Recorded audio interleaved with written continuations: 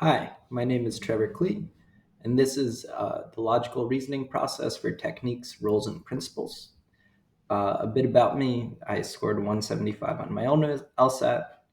I'm a tutor, as you might guess by my name. I tutor at trevorkleetutor.com, and I also sell books on the LSAT, which you can get through my Gumroad page, gumroad.com/trevorklee, including a book on the logical reasoning process for the LSAT, which contains a bunch of questions and explanations on basically every type of logical reasoning question on the LSAT. So I think it should be very helpful if logical reasoning is something you're struggling with. Anyways, let's get on to the logical reasoning process for techniques, rules, and principles.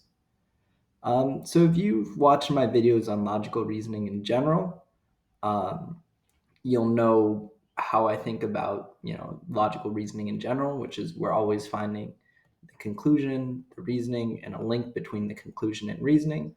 So the conclusion, what you put therefore in front of, using a little sign for therefore, reasoning, what you put because in front of, and then the link. Now, the only slight twist with techniques, rules, and principles is abstraction. We think now that we know, the specifics of how the argument works, more abstractly, how does it work? What is the general way in which this argument's working? So that might be easier to say than to really understand when we talk about it abstractly, so to speak. So let's talk about this abstraction specifically. All right, starting with question 1 here. So this is a question from my book, The Logical Reasoning Process. And it's a somewhat difficult question on techniques, rules, and principles.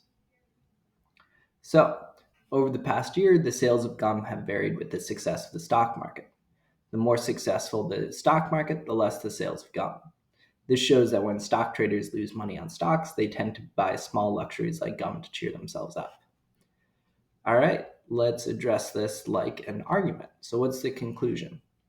Well, the conclusion is under this shows that, right? It's like an opinion, or so that's a conclusion, right? When they lose money on stocks, right? When lose money, buy gum, and we can maybe put it therefore in front of that, right? And because, and what's our reasoning, right? More successful stock market, stock, less gum sales. So we've got a pretty big jump here, actually. If we're analyzing the link between the conclusion and the reasoning, we've got this pretty big jump. We're saying when stock traders lose money on stocks, they buy gum. And we know that because the more successful the stock market, the less the sales of gum. So we're getting, this sort of idea of these we're jumping from losing money in the stock market, right? Or more successful stock market to this idea of losing a stock market, and we're getting from this idea of buying gum to less gum sales in general. So we've got these jumps going on. So when we say the argument precedes by, I want an argument that actually, or I want an answer choice that identifies that I have these jumps. So, for instance, if you take a look at answer choice A, inferring a common cause of two phenomena, then presenting a hypothesis about that cause, we're not inferring a common cause of two phenomena and presenting a hypothesis. We're trying to make these connections between two phenomena with two other phenomena. So we wouldn't do that. B, inferring a causal relationship of two phenomena, and then inferring that other phenomena are causally connected to each other. That's sort of it. But we're not necessarily inferring a causal relationship of two phenomena. We've got actually more correlation, right? It's not inferring the causal relationship is the stock market causes less sales of gum, right? It's saying they're correlated. They varied with the success of the stock market. That's like a correlative term. So not that.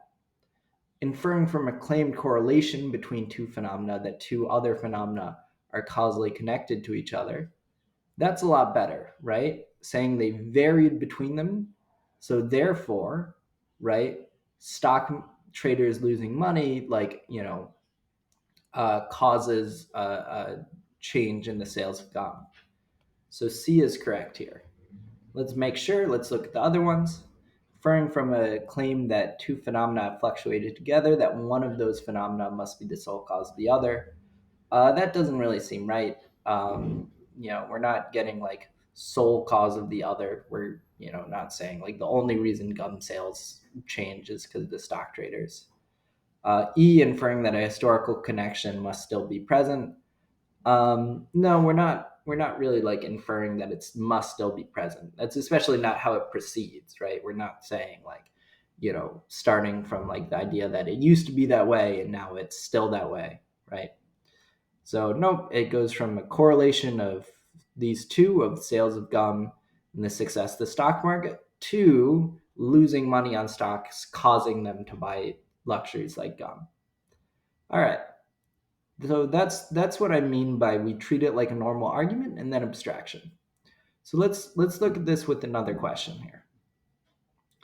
So here we've got a different sort of thing. We're going to be asked to identify parts of the argument or what roles it plays in the argument, but it's the same sort of idea. We figure out what the argument's saying and then we abstract. All right. A recent technology executive has claimed that we wanted flying cars, but instead we got video chat. The assumption underlying us is that there is an equal opportunity both flying cars and video chat, and it was simply the government's misplaced priority that resulted in the achievement of the latter instead of the former. However, this criticism is misinformed, as moving around physical atoms is much more energy intense than digital bits, and until we radically reimagine our ability to transform energy and material, the flying car will remain out of reach. So this is a pretty complicated argument, right? But if we analyze it, we've got basically the editorial's argument and the executive argument, right? The executive's argument is that it's like, therefore, misplaced priorities, caused whatever, caused this. And the reasoning is because there's this assumption of equal opportunities,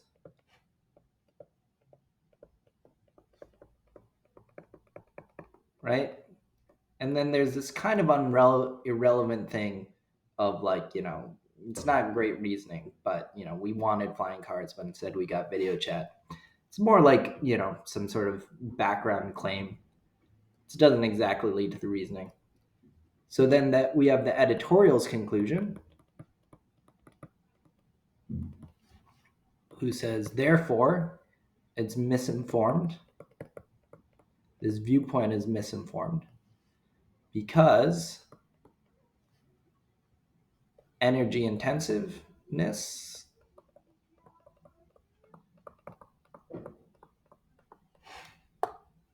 and would require technological innovation.